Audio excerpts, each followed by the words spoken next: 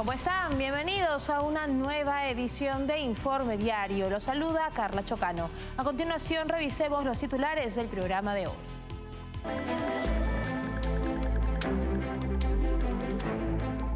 El presidente electo de Venezuela, Edmundo González Urrutia, reafirmó su compromiso de asumir la presidencia el próximo 10 de enero, pese a las adversidades impuestas por la dictadura de Nicolás Maduro. La justicia de Ecuador condenó a prisión a 2 ex altos funcionarios y 18 personas más por el caso Metástasis, una red de corrupción judicial vinculada al narcotráfico y al correísmo.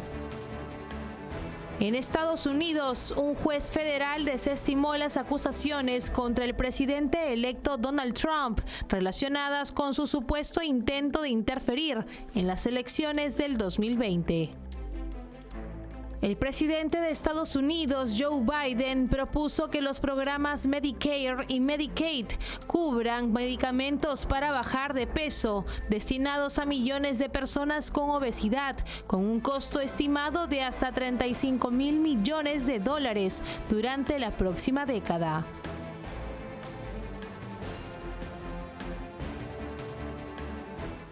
Vamos ahora con el desarrollo de la información.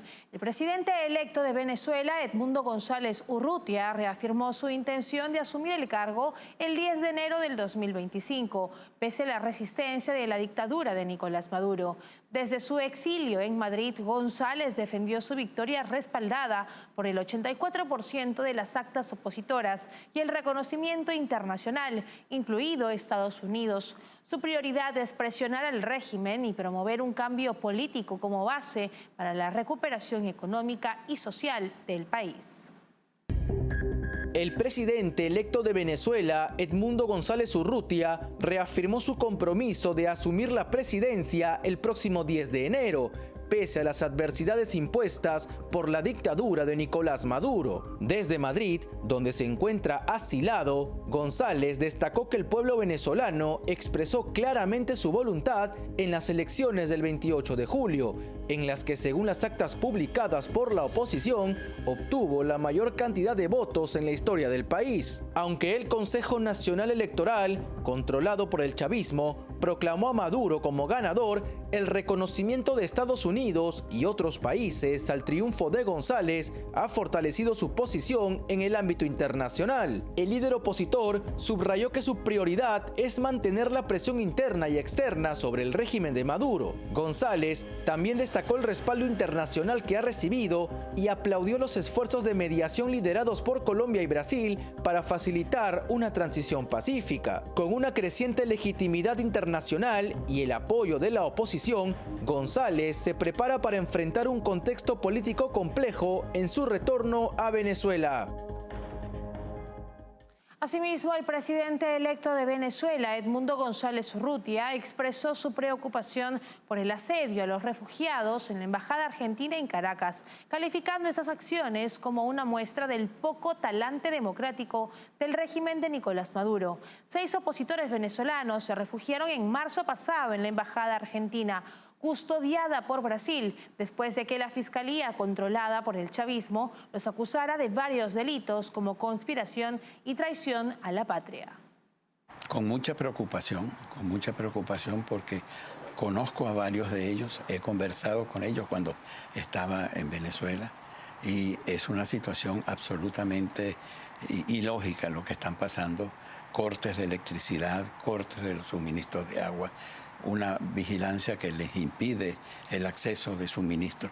Entiendo que se está suavizando eso, pero todavía hasta anoche o hasta ayer habían cortes en la electricidad y eso poco dice del talante democrático del régimen. Entiendo que se está haciendo, ya yo he visto algunas reacciones de algunos gobiernos en ese sentido, haciendo un llamado para que cesen estas medidas que no son para nada aceptables en términos del derecho internacional.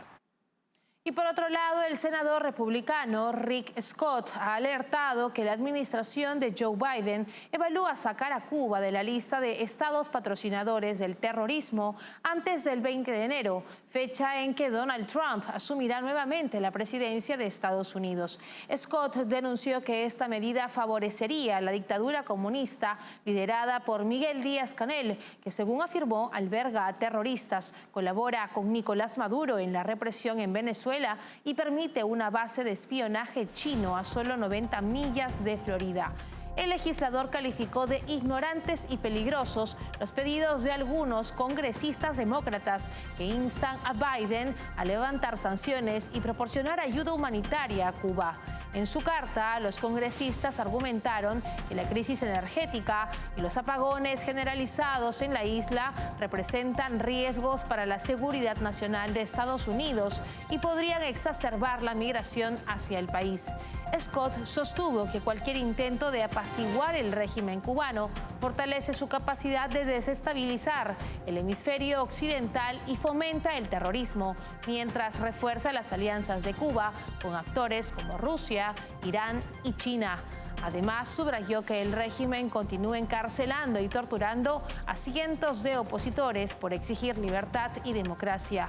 El senador concluyó que un cambio en la política hacia Cuba sería inaceptable bajo el próximo gobierno de Trump, reiterando que mantener sanciones firmes es clave para contrarrestar las amenazas a la seguridad regional y apoyar a los derechos humanos en la isla.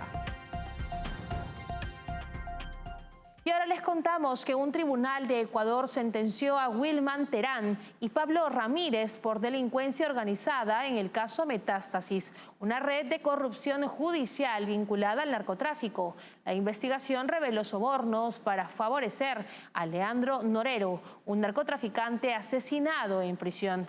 Este esquema relacionado con el correísmo expone la influencia de la narcopolítica en el país, según la fiscal general Diana Salazar. Un tribunal de la Corte Nacional de Justicia de Ecuador sentenció este lunes a 9 años y 4 meses de prisión a Wilman Terán, expresidente del Consejo de la Judicatura, y a Pablo Ramírez, exdirector del Servicio de Atención a Personas Privadas de la Libertad. Ambos fueron condenados por delincuencia organizada en el marco del caso Metástasis, una de las mayores investigaciones de corrupción y narcotráfico en la historia del país. El caso, que involucra a exjueces, exfiscales, abogados y funcionarios judiciales, se encuentra en la presunta red de sobornos liderada por el abogado Javier Novillo, alias Novita, quien recibió la condena más alta, de más de 10 años, por ser señalado como el líder de la estructura delictiva. La red habría beneficiado al narcotraficante Leandro Norero, asesinado en una revuelta carcelaria en el 2022. Otros 10 exfuncionarios judiciales y policiales fueron condenados a penas similares a las de Terán y Ramírez, mientras que miembros de la organización delictiva recibieron sentencias de entre 3 y 7 años. Según la Fiscalía, Terán facilitó fallos judiciales a cambio de dinero, mientras que Ramírez otorgó favores penitenciarios a Norero.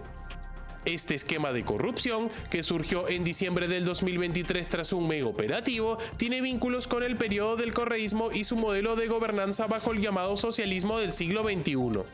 Durante ese tiempo, el Poder Judicial fue señalado por operar bajo un esquema politizado y permisivo con redes de corrupción. El caso fue calificado por la fiscal general Diana Salazar como un ejemplo del alcance de la narcopolítica en Ecuador.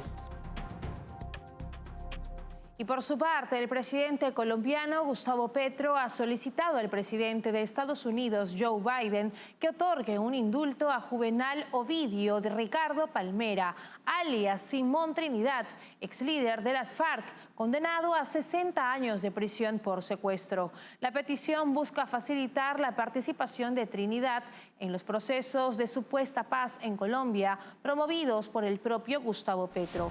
Simón Trinidad, quien fue extraditado a Estados Unidos en el 2004, ha sido un símbolo del ala más dura de las FARC. La solicitud del gobierno de Petro ha generado una fuerte controversia en Colombia, donde sectores políticos y sociales critican el enfoque complaciente del presidente hacia actores que han sido responsables de décadas de violencia y terrorismo en el país. Líderes opositores, como el exministro de Defensa Juan Carlos Pinzón, ha pedido al gobierno estadounidense rechazar esta solicitud, mientras que la senadora del Centro Democrático Paloma Valencia denunció el patrón de liberar a criminales bajo el argumento de ser gestores de paz. Según Valencia, estos gestos debilitan la confianza en la justicia y favorecen la impunidad. A pesar de los acuerdos de paz firmados en el 2016, las disidencias de las FARC se han fortalecido, incrementando su armamento y número de combatientes. 8 años después, los colombianos siguen esperando resultados concretos. Con esta acción, Petro refuerza su insistencia en un diálogo que ha mostrado escasos resultados, mientras la inseguridad y el fortalecimiento de grupos armados disidentes siguen siendo una preocupación creciente en Colombia. Con esta información cumplimos con la primera pausa del programa. Regresamos enseguida con más. Café Sombra de Pino. Un café diferente que crece a la sombra de pinos en Villarrica. Ya lo saben, Café Sombra de Pino. Un café premium al alcance de todos.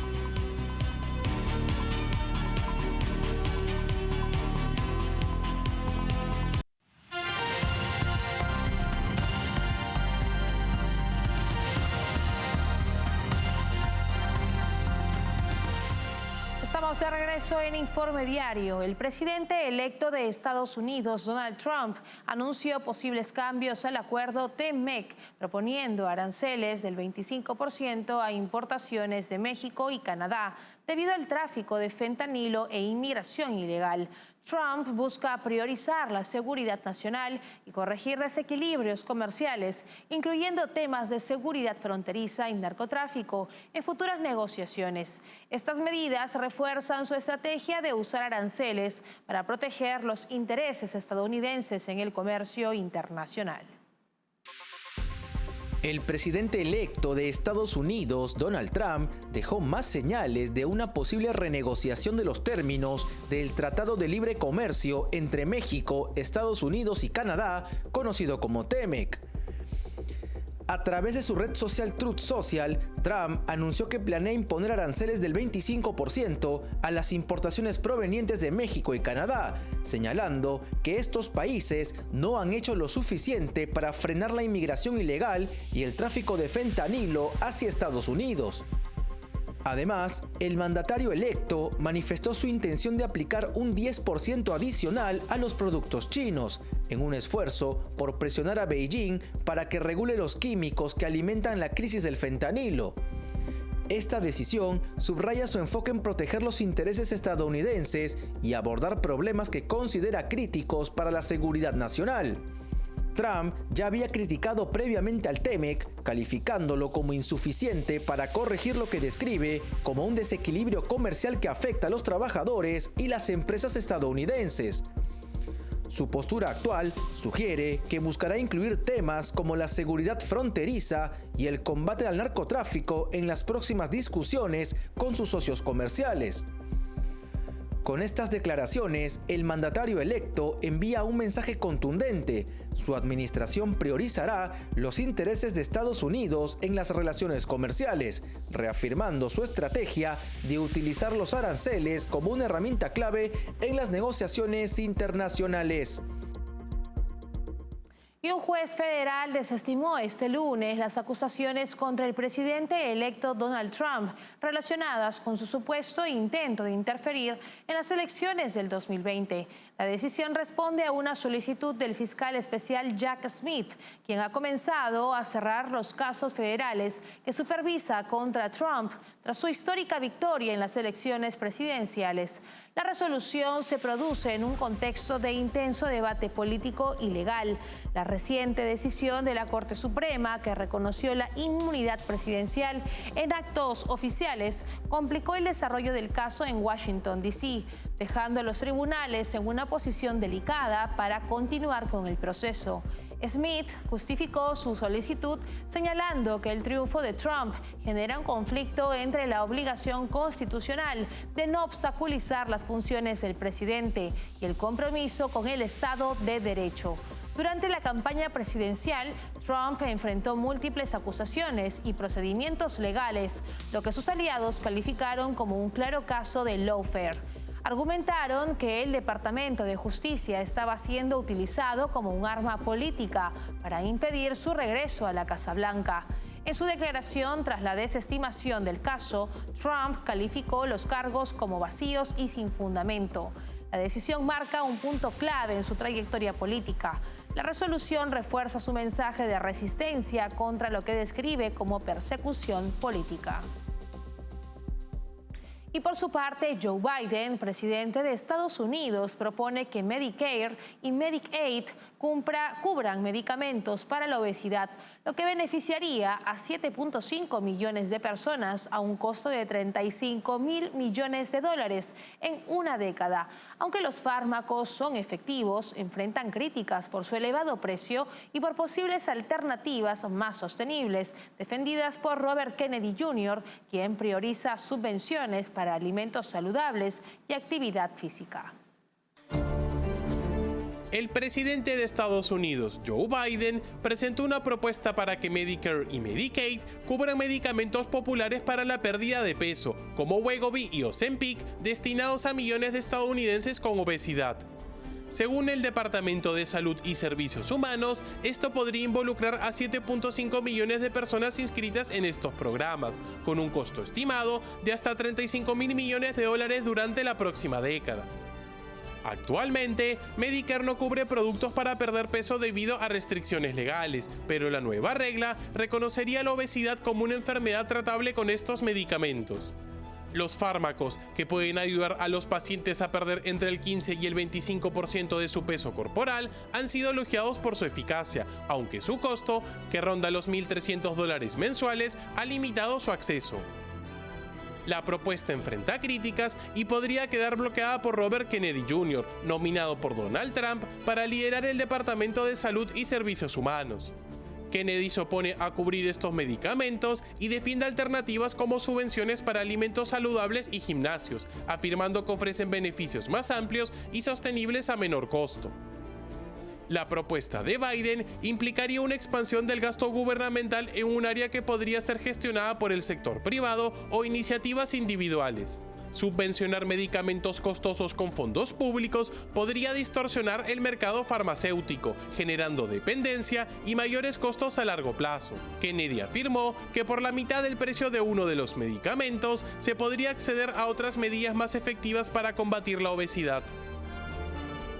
Es momento de separarnos por unos instantes. Regresamos con lo último. Café Sombra de Pino. Un café diferente que crece a la sombra de pinos en Villarrica. Ya lo saben, Café Sombra de Pino. Un café premium al alcance de todos.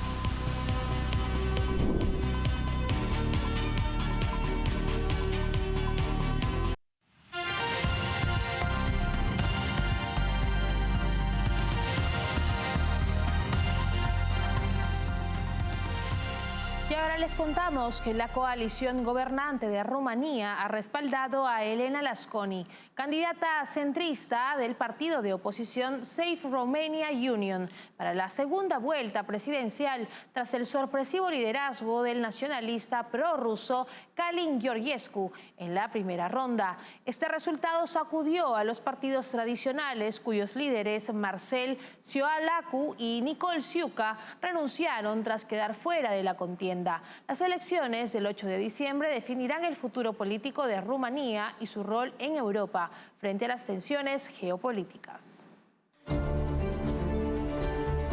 La coalición gobernante de Rumania ha decidido respaldar a la candidata centrista Elena Lasconi del partido de oposición Safe Romania Union para la segunda vuelta de las elecciones presidenciales, tras el sorpresivo avance del nacionalista prorruso Călin Georgescu, quien lideró la primera ronda.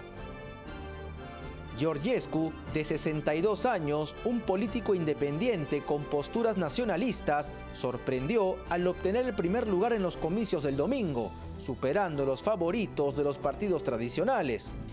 Este resultado podría impactar la posición pro-OTAN y pro-Ucrania de Rumania, un miembro clave de la alianza en Europa del Este. Ambos líderes de los partidos tradicionales, el Partido Socialdemócrata y el Partido Liberal Nacional, quedaron fuera de la contienda, marcando una derrota inédita para las fuerzas políticas establecidas.